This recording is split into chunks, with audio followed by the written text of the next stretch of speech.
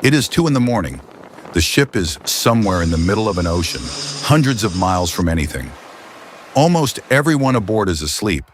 And the whole thing, 90,000 tons of steel, 5,000 people, a working airfield, is moving through the dark at the speed of a car on a highway. Someone has to be awake. Not awake in the way you are awake reading this. Awake in a very specific, measured, checked way. Awake with a job, a station, a phone line, and a person whose only task is to make sure you are still awake. Because the ocean does not care that it is 2 in the morning. People imagine that a warship at sea is dangerous because of what might attack it. Most nights, the danger is far more boring than that. The danger is that a ship is a machine that never stops. And machines that never stop need eyes on them constantly. The moment those eyes close, the machine keeps going anyway. So the Navy built an entire system around one uncomfortable fact. Human beings get tired. Not sometimes, always, reliably, predictably. You cannot order a person not to be tired. You can only design a system that assumes they will be and keeps the ship safe anyway. That system is called the watch. Here's the thing most people get wrong. They picture one lonely sailor staring at the sea and they think, if he nods off, disaster. But that is not how it works. If one person falling asleep could sink a warship, warships would sink constantly. The real answer is stranger and more interesting. Let us walk through what is actually happening on that ship at 2 in the morning, deck by deck, and then answer the question properly. Because the honest answer is not, you get in trouble. The honest answer is, a lot of other things happen first and they were built to happen. Start at the top, the bridge. This is the compartment with the windows high up where the ship is actually steered. At 2 in the morning, it is dark inside. No white light, only dim red and the glow of instruments. Because white light would blind everyone to what is outside the glass. And it is not one person. There is an officer responsible for the ship. There is a person on the wheel. There is a person watching the engine orders. There is a person keeping the log. There are lookouts. There is a whole separate compartment full of people staring at radar screens who never look outside at all. Every one of those jobs overlaps with another one. That is the entire design philosophy. Not find people who never get tired. Instead, assume any single person can fail and make sure no single failure reaches the ship. Redundancy is not a backup plan here. Redundancy is the plan. Take the lookouts. On a ship with radar that can see for miles, why put humans outside in the cold with binoculars? Because radar is very good at seeing metal and very bad at seeing a small wooden boat, a swimmer, a life raft, or a log floating low in the water. So lookouts cover what the machines miss, and the machines cover what the lookouts miss. Each one is checking the other without ever being told they are checking the other. If the lookout goes quiet, the radar team is still watching. If the radar clutters up, the lookout is still looking. Now the part people never think about, the reports. A watch is not silent. It is a constant low murmur of people saying things out loud. Contact bearing 090, steady on course, steering checks complete. All of it spoken, all of it logged, all of it on a schedule. And that murmur is the actual answer to our question. Because if a person stops talking, the system notices almost immediately. Not through some clever sensor. Through the simple fact that a report that was supposed to come in did not come in, and the person waiting for it picks up the phone. Every station is tied to another station by a sound-powered phone circuit. A phone line that needs no electricity, that works when the power's out, that has a whole ring of people listening on it at once. When one voice goes missing from that circuit, several people hear the silence.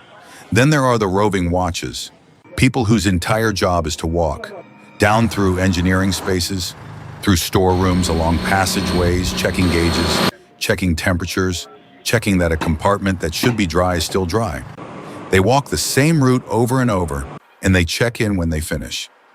So the ship is not one pair of eyes. It is dozens of overlapping loops, each one closing on a clock, each one producing a small piece of evidence that a human being is still functioning. Miss one loop and the system twitches. Miss two and someone is already walking toward you. Subscribe now. The question, what actually happens if someone on watch falls asleep in the middle of an ocean?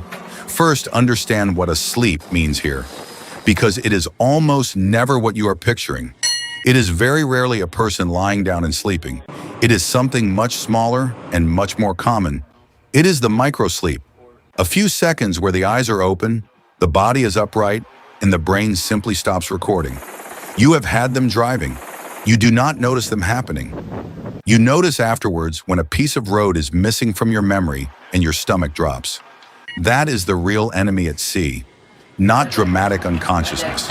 Attention that quietly switches off for 4 seconds at a time, over and over, in a person who is convinced they are fine. And a warship moving at 20 knots covers about 40 meters in those 4 seconds. So the system does not ask, is this person asleep? It asks, is this person still producing evidence of being awake? Those are very different questions, and the second one is far easier to answer honestly. Reports on time, log entries in handwriting that has not gone loose, answers that make sense. The log is not paperwork for its own sake. It is a heartbeat monitor for a human being. Every entry has a time next to it. A gap in the log is a gap in someone's attention, and it is visible forever afterwards to anyone who opens the book. So here is the first thing that happens. Nothing dramatic. A report does not arrive. A phone circuit stays quiet a beat too long. Someone says a name into the phone. No answer. They say it again. Still nothing. And that is the whole alarm. A name spoken twice into a handset. The second thing that happens is that a person starts walking. There is always someone whose job includes going and physically looking. Down a ladder, along a passageway, through a hatch. On a big ship, this takes a few minutes. Those few minutes are what the whole design is built to survive. And this is the part that surprises people. During those minutes, the ship is fine. Not because it is lucky, because it was never relying on that one station in the first place. The course is being held by other people. The contacts are being tracked by other people. The machinery has its own alarms. A modern warship is layered like an onion, and every layer assumes the layer above it can fail. Gauges have limit switches. Limit switches have alarms. Alarms have panels. Panels have watchstanders. Watchstanders have supervisors. Supervisors have the bridge. The bridge has the captain, who can be standing there in under a minute. So the honest answer to what happens if you fall asleep on watch is the layer you were holding gets covered by the layer underneath. Someone finds you and you are relieved. Immediately, not later. You are taken off that station right then because the system has just learned something about you it cannot unlearn. And that is genuinely the heaviest part. Not what happens to you, what happens to the number of people who can be trusted with that station tonight. There were never many. Now there is one fewer, and everyone else's watch just got longer.